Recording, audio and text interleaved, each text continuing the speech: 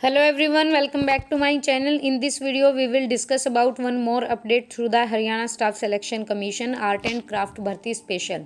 Category number 22 post है 816। आपकी जो ये भर्ती है इस पर लगातार इश्यूज हो रहे हैं और कल तो बोर्ड के द्वारा रिवाइज्ड फाइनल आंसर की डाली गई। अब क्यों डाली गई ये आंसर की और इस आंसर की के कारण अब क्या होगा? क्या दोबारा से इंटरव्यू होंगे उन कैंडिडेट्स के जिनके हो चुके हैं या फिर मेरिट लिस्ट बढ़ेगी? In this video we will discuss about this thing. इस वीडियो के थ्रू हम इसी चीज़ के बारे में बात करेंगे और आपके क्या मतलब इस पर आपके क्या विचार हैं आप वो भी प्लीज़ डालिएगा। इससे पहले जो वीडियो था उसमें आवाज़ नहीं थी, ऑडियो बिल्कुल नहीं था, इसीलिए कुछ समझ भी नहीं आ रहा था। तो अभी वो वीडियो डिलीट कर दी जाएगी और ये वीडियो डाली जाएगी, ठीक है। अब बात करते हैं कि जो ये रिवाइज्ड आंसर की डाली है ये इसका क्या रीज़न है।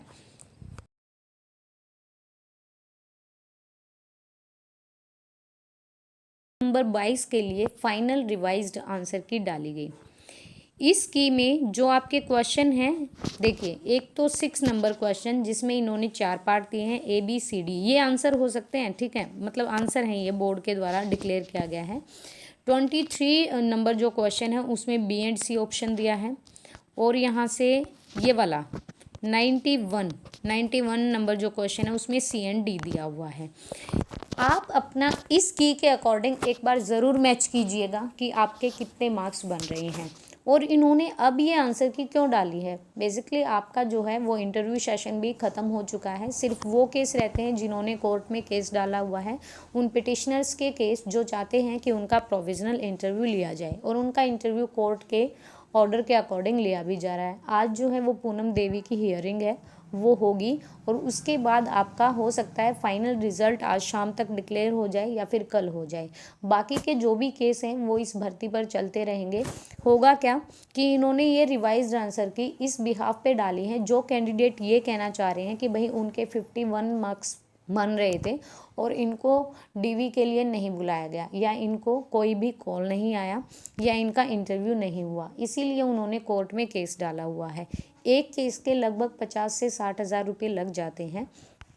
उन बच्चों ने क्यों किया है ये काम? क्योंकि उन्होंने मिनिमम क्वालिफाइंग क्राइटेरिया के अंदर इस चीज़ को क्वालिफाई किया है और जैसा कि एडवर्टाइजमेंट में नोटिस डाला गया था कि अगर आप 50% यूआर के अंदर और 45% अदर कैटेगरी के अंदर अगर आप क्वालिफाइंग करते हो तो आपको डीवी के लिए बुलाया जाएगा, स्क्रूटनी की जाएगी। लेकिन उसके बाद भी इनको स्क्रूटनी के लिए नहीं बुलाया जाएगा। वो लोग आपके लिए हिटे नहीं करते हैं और ना ही वो आपके कंपैरिजन में हैं, क्योंकि हमारा जो expectation of the final cut off the category number 2020 will be 130 plus रहा है कि 130 प्लस जो है यूआर के लिए यहाँ पर एक्सपेक्टेड कट ऑफ डाली गई है।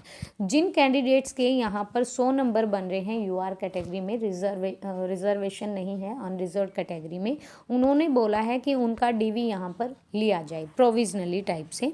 अब होगा क्या कि अगर वो 100 मार्क्स भी लेके बैठे हैं और उनको डीवी में और सोशल के जो 10 मार्क्स मिलते हैं, अगर उसमें से 10 मार्क्स भी मिल गए तो भी वो कितने मार्क्स पर हिट कर रहे हैं? 110 पर। जबकि आप लोगों के कितने मार्क्स हैं यहाँ पर? 115 है, 120 है, किसी के 125 है, तो आपकी लिस्ट जो है वो हाई अप जाएगी। अब ये रिवाइज्ड आंसर की डाली है, इससे कितना फ़र्क पड़ेगा? केवल 2 या 3 क्वेश्चन। प्लस मैं आपको बता दूं कि जो भी क्वेश्चन बोनस के होते हैं या जो भी क्वेश्चन ग्रेस मार्क्स के होते हैं वो इक्वली कैंडिडेट को मिलते हैं। ऐसा नहीं है कि एक कैंडिडेट को मिल गए और बाकी औरों को नहीं मिलेंगे। अगर बोर्ड की तरफ से कोई भी क्वेश्चन गलत डाला गया है और उसका ये बोनस मार्क्स दे रहे हैं तो वो सभी कैंडिडेट को मिलेंगे। मेरिट लिस्ट हार्डली +2 या +1 ही ऊपर जाएगी, इससे ऊपर नहीं जाएगी। तो अगर आपको 135 बन रहे हैं और 130 पर आपकी फाइनल लिस्ट जा रही है तो आपको ज़्यादा फर्क नहीं पड़ने वाला है इस रिवाइज्ड आंसर की से, ठीक है। और आप ये भी चेक करना कि ये जो रिवाइज्ड आंसर की है क्या इसमें सभी क्वेश्चंस के बिल्कुल ठीक ठीक दिए हुए हैं आंसर या नहीं दिए हुए हैं। अब ऐसा इन्होंने क्यों किया है इसके बिहाफ पे बात करेंगे। तो ऐसा इन्होंने इसीलिए किया है कि बार बार कैंडिडेट जो है वो कोर्ट केस कर रहे हैं और इनके ऊपर ही थोपी जा रही है वो चीज़ कि भाई आपने उनको स्क्रूटनी के लिए क्यों नहीं बुलाया, जबकि उन्होंने तो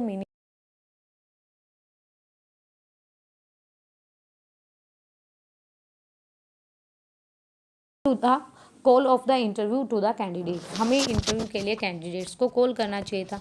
अब हमारा बोर्ड जो है वो ये कह रहा है कि ये फाइनल आंसर की है भाई, ये रिवाइज करके आई है, बोर्ड के द्वारा तैयार की गई है, इसमें कोई भी मिस्टेक नहीं है। आप इस आंसर की से अपने जो क्वेश्चंस हैं वो अपना एनालिसिस कीजिएगा, और उसके बाद उनके पास ये बोलने को ही नहीं रहेगा कि भाई मेरे इतने मार्क्स बन रहे हैं और इतने मार्क्स पर मेरे को नहीं बुलाया है, ठीक है। और दूसरी बात, जो कि एडवोकेट वगैरह हैं वो ये चाहते हैं कि भाई हमें पैसा मिले। अब एक केस पर कितने कितने पैसे ले लेते हैं, तो वो कैंडिडेट्स को थोड़ा सा क्या करते हैं, मिसगाइड कर देते हैं कि आप केस कर दीजिए, हाँ हाँ आपका काम हो जाएगा। तो बोर्ड ने अब क्या सोचा है कि अगर ये फाइनलाइज्ड आंसर की हम रिवाइज कर देते हैं बोर्ड के द्वारा, तो किसी भी कैंडिडेट के पास कोई इशू नहीं रहेगा, और हमें भी बोर्ड में कोर्ट में दिखाने के लिए हमारे पास भी एक प्रूफ होगा। ना तो आपके इंटरव्यू दोबारा होंगे, ना तो किसी कैंडिडेट को दोबारा बुलाया जाएगा। जिनके कोर्ट केस चल रहे हैं उनके कोर्ट के ऑर्डर के बेस पर ही प्रोविजनल उनका इंटरव्यू लिया जाएगा। अगर कोर्ट ने ऑर्डर कर दिया कि किसी कैंडिडेट का इंटरव्यू नहीं लेना है, तो उसका इंटरव्यू नहीं होगा, ठीक है। जैसा आपको पता है कि एक कैंडिडेट ने कैटेगरी नंबर, पता नहीं वो कौन सी कैटेगरी नंबर थी, OMR शीट में कटिंग कर दी थी, शायद यही थी या पता नहीं, अभी याद नहीं है। तो उन्होंने OMR शीट में ही गड़बड़ कर दी थी। जब उन्होंने कोर्ट केस किया तो बोर्ड ने साफ साफ बोला भाई OMR शीट में कटिंग करोगे तो you are responsible to yourself, आप अपनी खुद के रिस्पॉन्सिबल होगे, हमारा उसमें कोई भी इशू नहीं रहेगा। तो उस केस का कुछ नहीं बनता है। अब जो वो केस है कि हमने मिनिमम क्वालिफाइंग क्राइटेरिया के अंदर आपका टेस्ट जो है क्वालिफाई किया है और हमें स्क्रूटनी के लिए बुलाया जाए, on the order of behalf of court, उनको प्रोविजनल इंटरव्यू उनका लिया जाएगा। बट अगर ये फाइनलाइज्ड आंसर की के अकॉर्डिंग उनके मार्क्स कम बन रहे हैं तो उनका कुछ भी नहीं होगा। आप लोगों का इंटरव्यू हो चुका है, आपका फाइनल रिजल्ट हो चुका है। अब जो कैंडिडेट ये पूछ रहे हैं कि इस आंसर की से क्या दोबारा लिस्ट लगेगी, नहीं, शायद नहीं लगेगी, मे बी 99% नहीं लगनी चाहिए, आपकी वही मेरिट रहनी चाहिए। और अगर लगेगी भी तो 1-2 मार्क्स कम होगा। अब क्यों लगेगी, क्या वो दोबारा से इंटरव्यू लेंगे? बोर्ड के पास इतना टाइम नहीं है कि एक भर्ती को इतनी लंबी या फिर बार बार इंटरव्यू लेते रहें। आपका इंटरव्यू हो चुका है, आप फाइनलाइज हो चुके हो, और अगर आपका स्कोर कट ऑफ के दायरे में है तो यू आर सेलेक्टेड हेयर, आप यहाँ पर सेलेक्टेड हो। So don't worry about anything kind of else, you have to be patience, आपको पेशेंस रखना होगा। आज की जो हियरिंग आती है उसमें देखते हैं क्या होता है। मे बी वो यही बोलें कि भाई कोर्ट की तरफ से इनका प्रोविजनल इंटरव्यू लिया जाए और आपका रिज़ल्ट डिक्लेयर कर दिया जाए। आज शाम तक रिज़ल्ट आ जाए तो बहुत अच्छी बात है, अदरवाइज़ आपका रिज़ल्ट जल्द ही डिक्लेयर कर दिया जाएगा। इस फाइनल आंसर की से कुछ भी नहीं होने वाला है, सिर्फ 1-2 मार्क्स, हार्डली 1-2 मार्क्स का अप एंड डाउन हो सकता है, कट भी सकते हैं, किसी के बढ़ भी सकते हैं। लेकिन जो बोनस पॉइंट होते हैं, ग्रेस मार्क्स होते हैं, वो हर कैंडिडेट्स को इक्वली मिलते हैं। ये हर सिस्टम में होता है कि अगर उन्होंने बोर्ड की तरफ से गलत आंसर डाला है तो हर कैंडिडेट को वो चीज़ इक्वली मिलेगी।